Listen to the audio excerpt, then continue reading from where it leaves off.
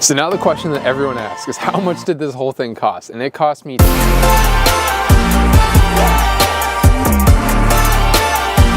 So we got a lot to do today, but before we jump into it, I do want to thank Muzata for sponsoring this video. They gave me a hefty discount on all this hardware, and their design team has been incredible to work with. I mean, this is quite daunting when you look at the amount of hardware that goes into this. All of this stuff is everything that it takes. I can tell you, when I was unboxing all this, I was a little intimidated, but we're just gonna take it step by step and I'll walk you guys exactly how to do this. And their design team told me, once you do get the hang of it, it really is just rinse and repeat and pretty simple. So I'm excited to walk you guys through this and let's see how easy this actually is. Before Muzata even reached out, I was planning on doing these cable railings regardless, but it was kind of overwhelming diving through all the websites, trying to figure out what hardware I need, what corner pieces go where, because there's a lot to it. But I was able to get in touch with Muzata's design team and they put together a full parts list of everything. All you have to do is you give them the overall dimensions of your deck and they put everything together for you. So I don't know if you can see this here, but this is the layout of my deck right there. And they lay out where each post has to go, what type of hardware, and it's just super slick. So I've been super impressed with the team so far, but let's get back to laying this thing out. Let me give you a little walkthrough here. So this is gonna be the back side of the home. 4 posts go here. I've started laying out where all the posts go, but the posts run all the way down here. I'll show you guys how I'm doing this staircase. I'm actually gonna have railings going down to here. You can't tell, but this is like a 5 to 6 foot drop. So we definitely want to have railings here, but then I'm gonna stop the railings there and not have them continue along the path, mainly because this is only a couple inches off the ground and it just makes the aesthetic of the barrel sauna look so much cooler. Back to it over here, we have this huge stretch. This is almost 50 feet long. Then we wrap all the way around to the hot tub and they'll actually wrap around and return back. And now it's time to drain the hot tub. I'll explain this a little better. This is why I had to drain the tub, because the cover right there, you can see it falls past the edge of the deck right there. So we just gotta scooch it a couple more inches that way and we'll be good to go.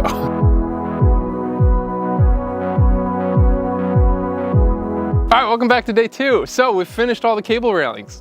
Just kidding. I've seen a couple of you in the comments being like, how come he jumps from 20% to 100%? I just want to see the whole process. This video, we are going to dive into the details of the cable railing. And I sort of wanted to walk through doing one whole process, like start to finish on just a little stretch of the railing here, so that I can show you guys some of the tips and tricks I learned along the way to make cable railings as easy as possible. Because they are a little bit daunting at first, but once you get the hang of it, it's really simple. So let me give you a quick little tour on what I've done so far. This is the system so far. I learned the process is to install the post, install the railings after, attach the railings to the post, lock down and level all of your posts, and then you run all the wires. I know that sounds simple, but there are a couple few tips and tricks that I learned that'll make your cable railing installation super easy. Also, check out the cedar hollow. It's looking so good. We're almost there. I've probably got like 2 to 3 more weeks and this whole thing will be done and live on Airbnb. I've also done one stretch of the railings here just because it is a little bit intricate and you have to do the processes a little bit different. So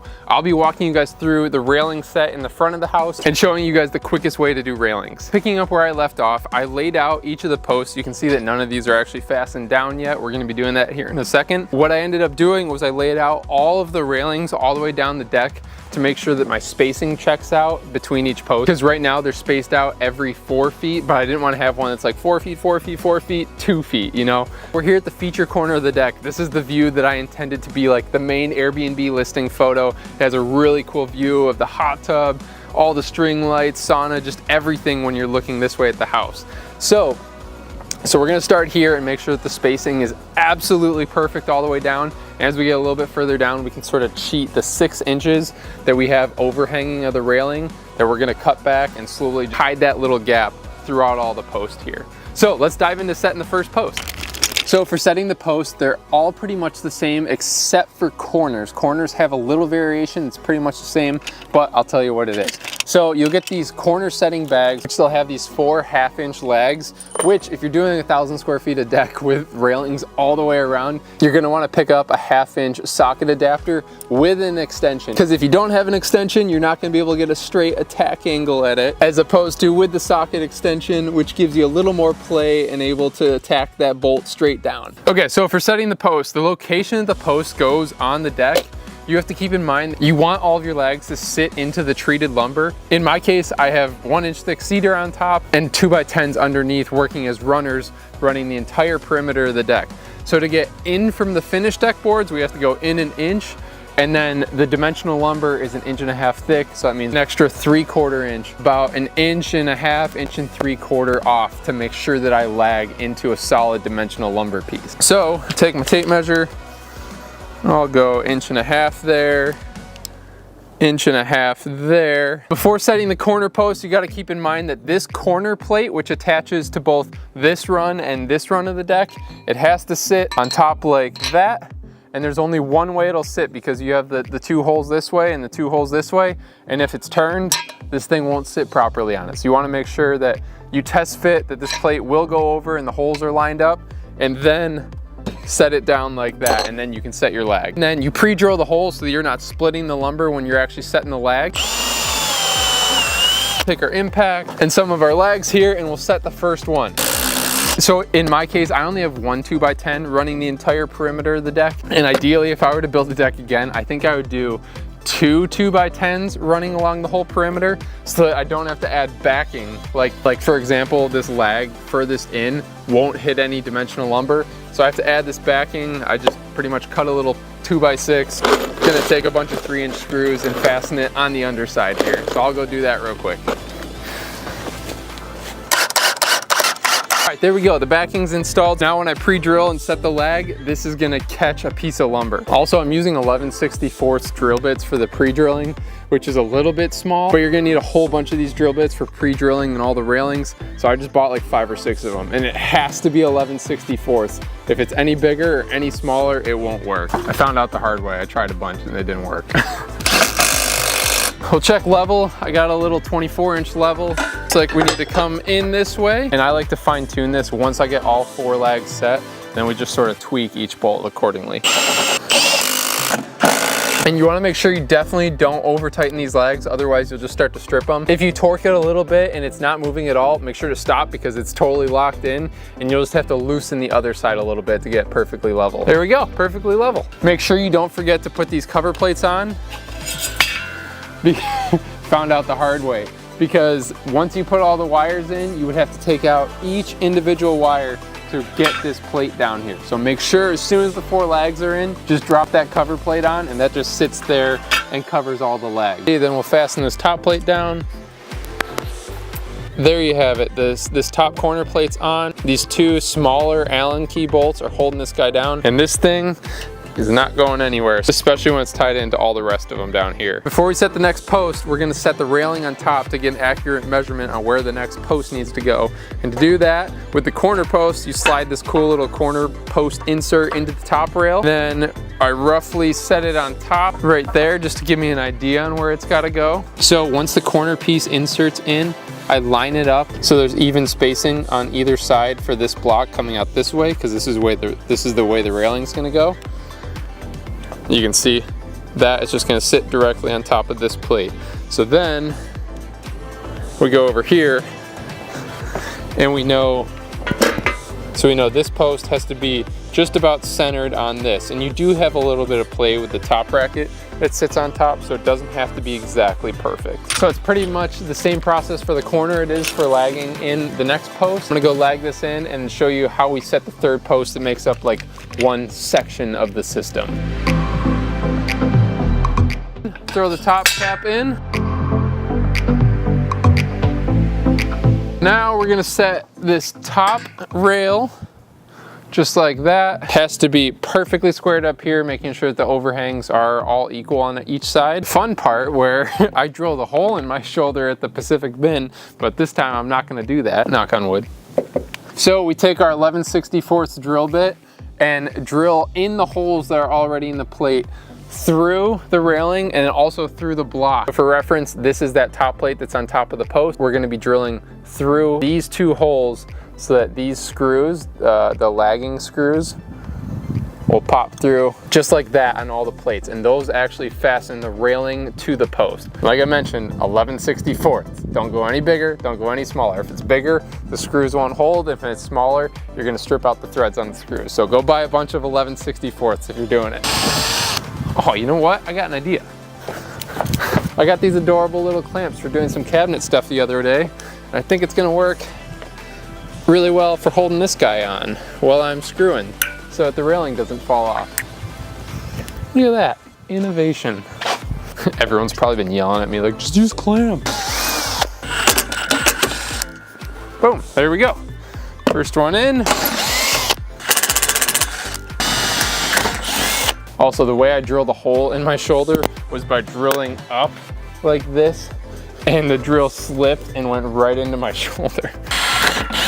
Then we take these blocks, slide them in. It helps to join the railing, but it also helps to align everything so it's perfectly straight down the run. So the next step here is to measure the total distance between the two posts. The total distance between the two plates is 74 inches, so 37 inches will be halfway, which will be right where this post will go. So we'll go 37 inches on center, do the same process here with all the legs, all the backing, attach the top plate, and then we'll fasten it to the underside here. So I'll go knock that out real quick.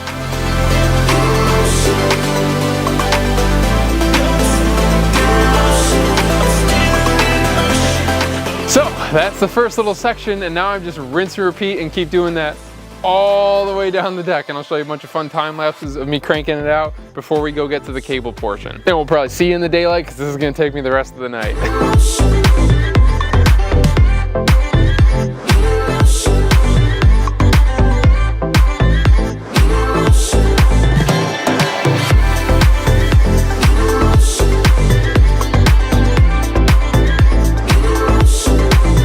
Now that all the railings have been installed, we're gonna start installing the cables that run between these, and I'll walk you through the process. It's actually really simple. There's just a lot of hardware and a lot of steps, and once you get a rhythm going, it goes really quick. So for the cable railings, we're using the stainless steel cable, which looks really good. It accents the black and the cedar super well, giving that like industrial look. But the way that you install them is, so I already cut this to length. You can see if you look all the way down here, I cut this just a little bit longer than what it needs to be to fit this whole run. The way you start is you take the fresh cut side of the cable and the tensioner. So the tensioner actually loosens up like this. And then the steel cable fits right into the tensioner like that. And then you take the crimper tool, which Muzata actually sells on their website as well, and you just crank down on it. I don't know if you can see if you get nice and close, but it crimps it. And you just want to go till it's snug, and then you loosen it, and you can see, I don't know if you can see against the, so you can see here, this is where it's been crimped, and this guy is not going anywhere. So what we do now is take the threaded portion, push it through, take the back end of the tensioner, put it on the back side, which this is where you'll find out if you installed your railings correctly, if all the holes are on the right sides. So we secure it in. I put like 2 turns on it just so it's not falling out when we're feeding it post to post. So once the first piece is secured in, you then take these black washers, and there's little adhesive backing that you have to stick on, and you slide one on like that, one on like that, so that the adhesive is out on each side, because the adhesive ultimately is going to attach on the inside of these posts. Then you push it through the post, just like that, and you can pull it through, which I'm just pulling this through to give you guys reference. So then you'll just pull off the little paper backing, slide it up against the post, and slide it up against the post over there. And you just keep rolling all the way down the line. So we'll go plow through this line real quick, and then I'll show you exactly how we're gonna attach the other side. Okay, so we're on the other side here, and you can see that all the washers are on the cable. You want to make sure you hit every single one, because otherwise you're going to be taking this cable out and re-putting them back on, and it's a total pain. I've done it a couple times. You don't want to do it. So I cut the cable a little bit long here, and what we're going to do is cut it to length. So on this end of the railing, we actually use this little T bracket that we splice on. So you can see here if you get nice and close. So the stainless cable actually sits right inside this guy, and the way it works is it pretty much bends like that and sits like this inside of the railing. What you do is you pull the steel cable pretty much tight, and then you line it up. So the way I do it is I like to have half of this little T bracket sticking past this way and the other half sitting by the pole just as a reference point, and then I pull it nice and tight, And then I just hold it there. I grab the little snipper tools that they provide, snip the cable just like that, double check one more time because you're gonna have to redo the entire cable if you get it wrong here. You can see we're about half this way, lined up with the hole. And then we hold it flush like that so you can see the cable is right there at the end. And then we use the crimper tool again. I gotta go up to one more stair. We use the crimper tool.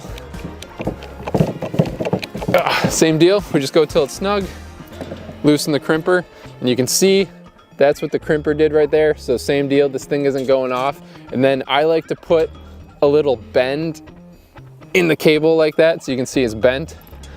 And you can see, look, it doesn't fit, right? I can't, as much as I stretch it, I can't get it in. So what I do is I actually loosen the tensioner completely on the other side so the other side dangles down. Go to the other side and I loosen the tensioner completely to the point where it's just dangling on the ground. So now the other end is completely detached. You have all the slack to just be able to push it in the hole. And you can see it's clicked in just like that. And it's not coming out. So now you just gotta be careful and make sure it doesn't fall out. And then we run back to the other side, make sure that none of these washers have fallen off. You put the little tensioner bracket on the back side. This one, you secure it in the hole, you push it snug, put a couple turns on it. I like to grab a set of pliers just to be able to hold this bracket so that the cable doesn't spin on me. And you take the Allen keys that they provided, put it in the back side there, and you just crank away. You don't want to make it super, super tight, but you definitely want it pretty snug. You can see I probably did like 10 cranks on it. Cable's nice and snug, and we're ready to go do this a bunch more. So that's pretty much how you do the cables. Now, I'm gonna go plow through the rest of this deck, set all the cables along this front run. You can see I've already done this run here, so that's sort of an idea of giving you what the final product looks like. And then this next bit, which I'm super excited for, is this huge stretch of railing. And then you can see this entire long 50-foot stretch of railing is next. So I was just making sure we really knew the process before we dove into like the feature piece. So here's a bunch of cool time lapses of us plowing through the rest of the cables.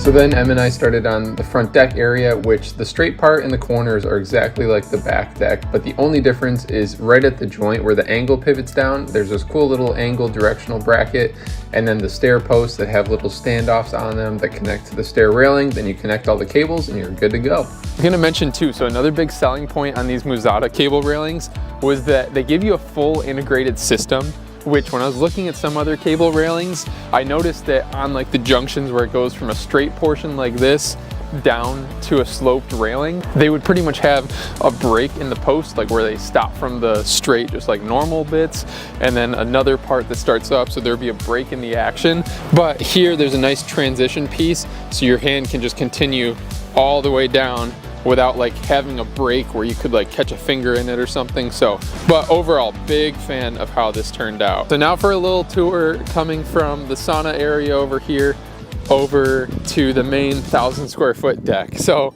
come right down here, we got the nice little railing that's going up to protect you from falling down there. But yeah, these things just look so clean, nice clean corners. And then how's that for a 50-foot stretch? So this 50-foot stretch looks so good. You really got to see it in real life to just really appreciate it. But this is what I was talking about with being able to see through, like even from the camera view, you can hardly see these cables, especially with all the greenery going on in the background. So that was one huge selling point, which at nighttime you can tell even more, or can't tell even more because you can't really see them, because all you see is the little string lights hanging over above, and you can just see all the forest and the trees. So it looks really good. Here's the full tour. So starting at the cold plunge over here, we got this guy that wraps around 10 feet. We head all the way out to the forest. Look at that view with all the string lights up there, so cool. And you got this little stretch that goes out to the sauna, the 50-foot stretch that lines the main feature part of the deck. And then over by the huge 7-person hot tub, which is overkill, but why not? And this just wraps all the way around. So now the question that everyone asks is, how much did this whole thing cost? And it cost me $10,000 for this entire 130-foot normal straight runs, plus 20 feet total of stairs going down. There's just a little bit more hardware, so the stair portions are a little bit more expensive, which sounds like a big number at first, but when you break it down, it works out to be about $65 per lineal foot, which is not bad at all considering the level of quality. I can honestly say, whether sponsored video or not moving forward, I'm 100% using these Muzata cable railings on any future build